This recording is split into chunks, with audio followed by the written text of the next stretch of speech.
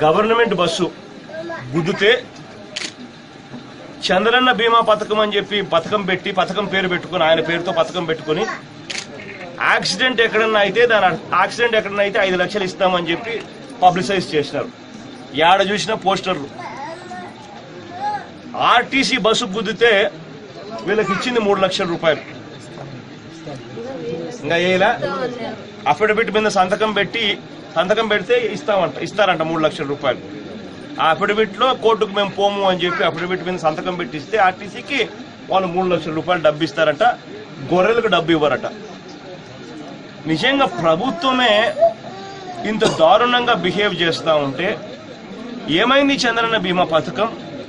ఒక్కొక్కరికి యాక్సిడెంట్ అయితే 5 లక్షల రూపాయలు ఇస్తారు అని చెప్పి ఇంతగా పబ్లిసైజ్ చేస్తూ ఉన్నప్పుడు యాక్సిడెంట్ అయిన ఈ కేసుల్లో ఆర్టీసీ బస్సు గుద్దితే ఆ ఆర్టీసీ బస్సు గుద్దినా కూడా వీళ్ళకి 5 లక్షల రూపాయలు కూడా డబ్బులు ఇవ్వకుండా కేవలం 3 లక్షల రూపాయలు మాత్రమే ఇస్తామని చెప్పి అనడం ధర్మమేనా? 150 ఇంటూ 7,000 అంటే కనీసం అంటే దాదాపు 10-11 లక్షల రూపాయలు నష్టపోతే మేము ఇవ్వము ఆ గొర్రెలకు నష్టపరిహారం. తెల్లారుజాన 3 గంటలకు 4 గంటలకు మీకేం పని రోడ్ల మీద నడుచుకుంటూ పోవడం అని చెప్పి ఆర్టీసీ గవర్నమెంట్ ఇంత దుర్మార్గంగా మాట్లాడుతూ ఉంటే వీళ్ళు ఎక్కడికి పోవాలి? ఖచ్చితంగా చంద్రబాబు నాయుడు గారికి ఏ కొంచెమైనా కూడా బుద్ధి జ్ఞానం ఉంటే ఈ యాదవ కుటుంబాలను ఆదుకోండి. చంద్రన్న బీమా పథకం అని పెట్టుకొని ఇంతగా అడ్వర్టైజ్మెంట్ పబ్లిసిటీ చేస్తా ఉన్నారు.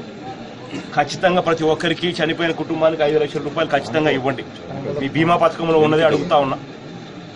చనిపోయిన ప్రతి గొర్రెలు ఎన్ని చనిపోయినాయి అనేది కూడా ఆరో లెక్క కట్టినారు. ఆర్టీసీ బస్సే గుద్దింది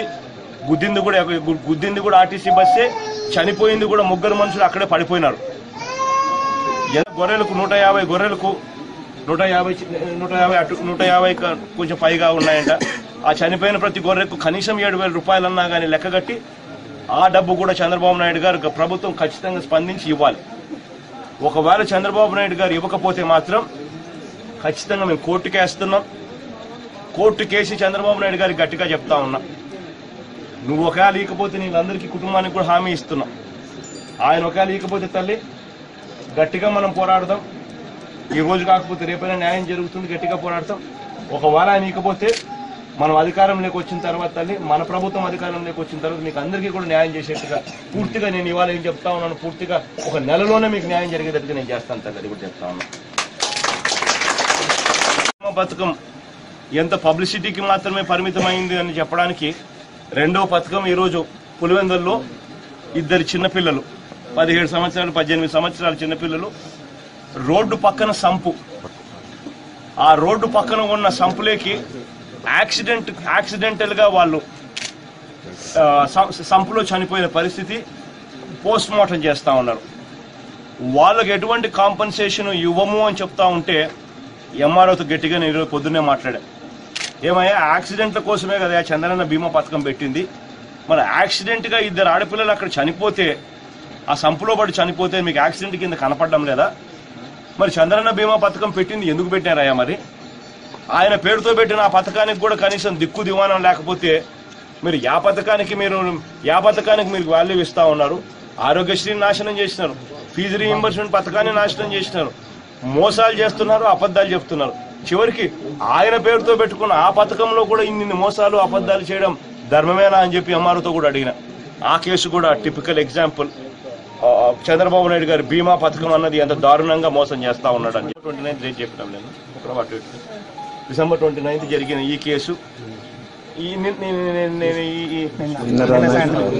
నిన్న సాయంత్రం జరిగిన బూచిపల్లి కేసు, ఈ 2 కూడా 1 నెల వ్యవధిలోనే జరిగిన కేసులు. 2 పులివెందుల నియోజకవర్గంలోనే జరిగిన కేసుల పరిస్థితి ఇట్లుంటే ఇంకా రాష్ట్ర వ్యాప్తంగా ఈ పథకం రాష్ట్ర వ్యాప్తంగా ఎవరికి మేలు జరుగుతూ ఉంది? రాష్ట్ర వ్యాప్తంగా చంద్రబాబు నాయుడు గారు ఎవరికి మేలు చేయకుండా ఊరికే పబ్లిసిటీ కోసమే పథకం పెట్టుకున్నాడని చెప్పడానికి ఇంతకన్నా వేరే నిదర్శనం అవసరంలా. ఇది ఒక్క నియోజకవర్గానికి సంబంధించి 1 నెలకు సంబంధించిన విషయాలను మాత్రమే నేను ఇప్పుడు చెప్తా ఉన్నా.